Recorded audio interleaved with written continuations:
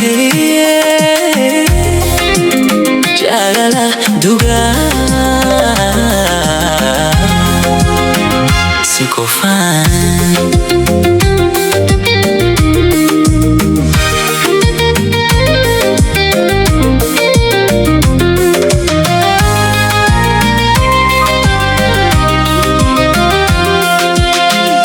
Yeroon si argu jalqabee addunyaa koo jijjiirte. Ija kee keessatti ani abjuu koo argee, sagalee kee yoon dhaga'u gammachuun na guuta. Onneen koo si yaada, halkan guyyaa si yaada.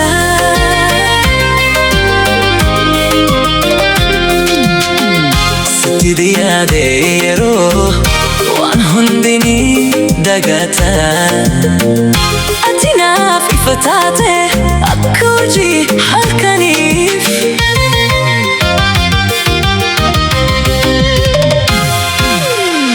Jalalaa koo siif qaba, onnee koo guutuu irraa.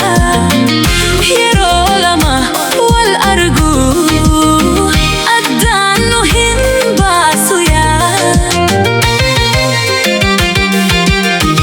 Si malee hin jiraatu ati lubbuu koo keessa.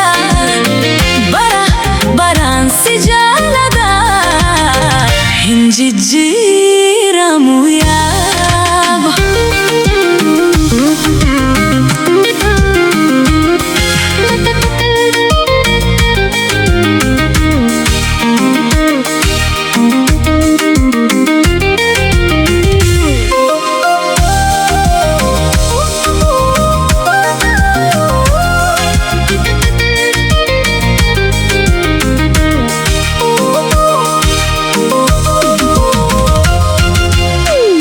Dubartii hedduu keessa si qofaan filate. Bareedina kee miti qofa, amalli kee na booji'e. Yoo ati natti kolfite addunyaa koo ni ifa.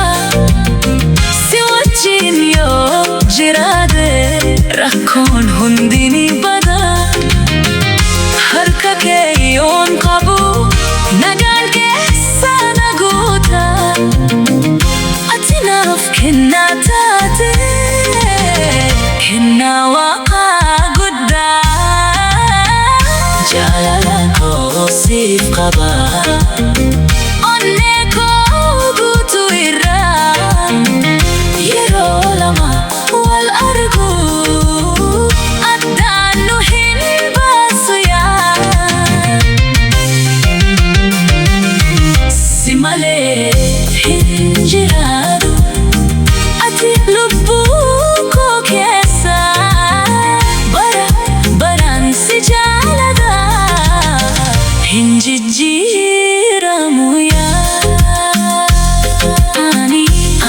Anii si malee hin ta'u.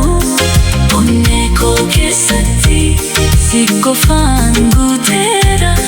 Ati anaaf addaaga, namni si hin fakkaatu. Jaalalli koo dhugaadha, bara baraan siif jiraatu. Ati anaaf waan hundaa, jaalalaa koo.